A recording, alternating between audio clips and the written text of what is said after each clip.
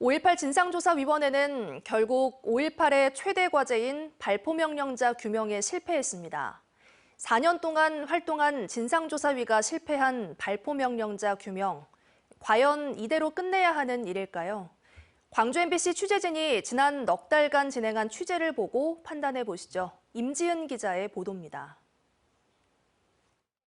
5.18 40주년을 맞아 출범한 진상규명조사위원회는 출범 때만 하더라도 자신만만했습니다.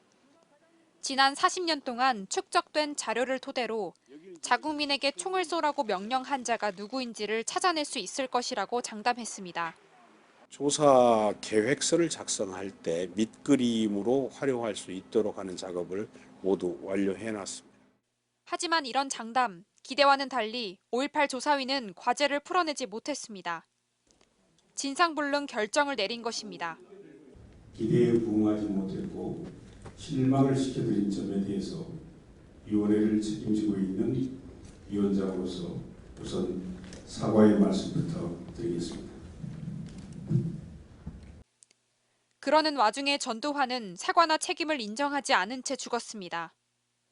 5.18 발포 명령자로 의심되는 전두환이 사망하면서 전두환의 이 발언에 대한 사과는커녕 책임도 묻지 못하게 됐습니다. 그는 총기를 들고 일어나는 하나의 폭동이야. 근데 그러니까 계엄군이기 때문에 계엄군이 진압하지 않을 수 없잖아요.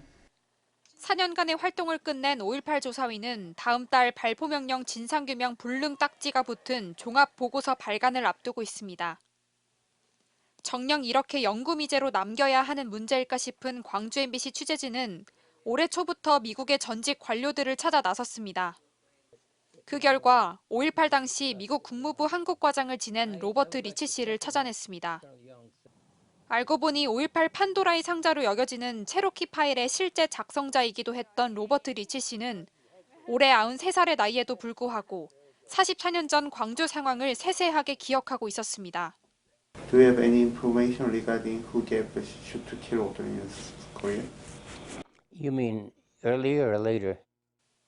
취재진이 5.18 발포명령자가 누구였는지를 물었는데 그것이 1980년 5월 21일 전남도청 앞 집단 발포인지 5월 27일 전남도청 진압 당시의 집단 발포인지를 되물을 정도로 광주의 상황을 정확하게 파악하고 또 기억하고 있다는 말입니다. 그러면서 던진 한마디. I've always assumed that it was largely the local commander, but it... 전두환이 죽은 상황에서 5.18 조사위가 실패한 발포명령자 규명.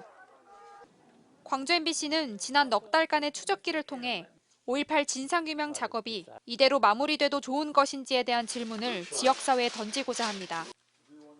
광주 MBC 5.18 특집 다큐멘터리 그가 죽었다는 오늘 밤 9시 TV와 유튜브를 통해 방송됩니다. MBC 뉴스 임지은입니다. 언제 어디서나 내 손 안의 뉴스. 광주 MBC 뉴스 유튜브 구독으로 함께하세요.